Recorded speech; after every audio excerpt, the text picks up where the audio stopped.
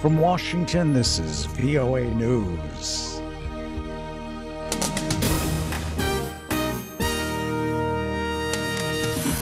The Syrian peace talks accomplished little, but a little may not be that bad. And the world market's a bit shaky today, Jim Randle reports. I'm Joe Palca, reporting from Washington. First round of peace talks between Syria's warring sides has ended with little progress, but did lay a foundation for future negotiations expected next month. Pessin reports for VOA from London. The United Nations and Arab League mediator Lakhdar Brahimi presented 10 points he believes the two sides agree on.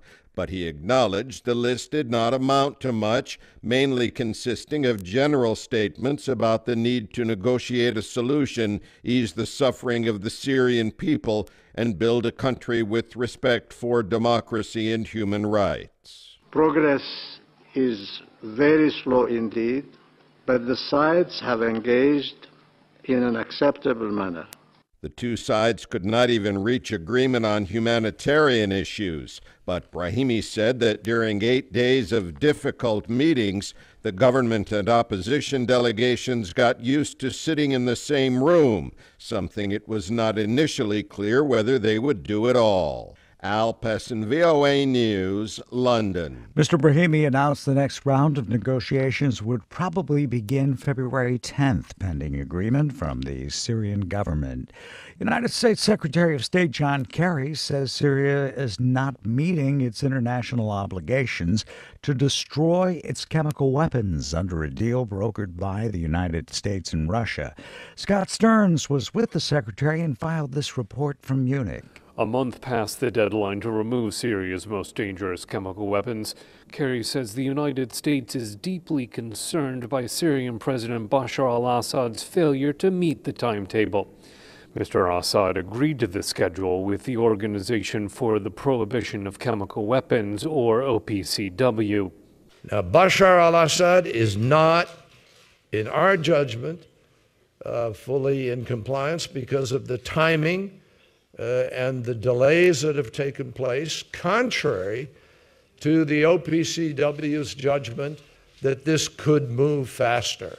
Kerry spoke to reporters alongside German Foreign Minister Frank-Walter Steinmeier. Speaking through a translator, Steinmeier said Syrian delay risks Russia's standing on this issue as well. Scott Stearns, VOA News, Munich. And Syria's government says security and logistical obstacles have slowed the collection and transportation of its chemical weapons. Ukrainian President Viktor Yanukovych has signed into law a bill on amnesty for anti-government protesters. The 63-year-old president on Friday signed the legislation that grants amnesty to those detained during anti-government protests, on condition that they leave government buildings they've occupied. Opposition leaders have rejected the measure, which the president acted on after announcing a day earlier that he'd gone on sick leave. Tensions in Ukraine rose Thursday after opposition activist Dmytro Bulatov was found outside Kyiv with cuts and bruises about his face. He'd been missing since January the 22nd. Anna Neistat is an associate director of Human Rights Watch. I think the president's silence under the circumstances is unacceptable. We know he's on sick leave, but unless he's absolutely incapable of saying a few words, he should be now on TV, making it very clear, sending a very clear signal that this is unacceptable. Mr. Bulatov says he was kidnapped by unknown abductors and held for days before being abandoned in a forest.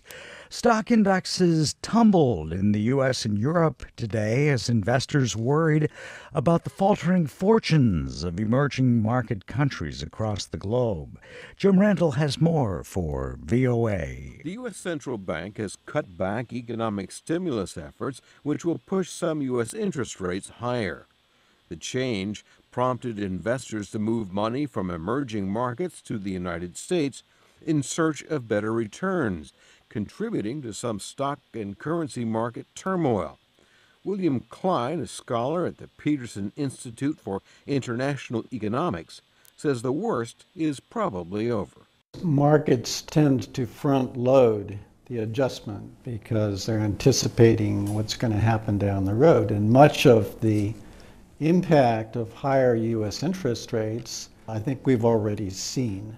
Years of low U.S. interest rate policies encourage investors to put money in emerging markets where relatively higher interest rates gave them bigger returns.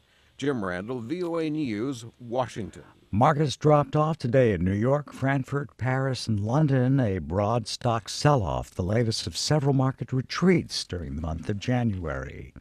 U.S. President Barack Obama says he believes the Russian city of Sochi, scheduled to host the upcoming Winter Olympic Games, is safe, and Americans who want to go should continue with their plans.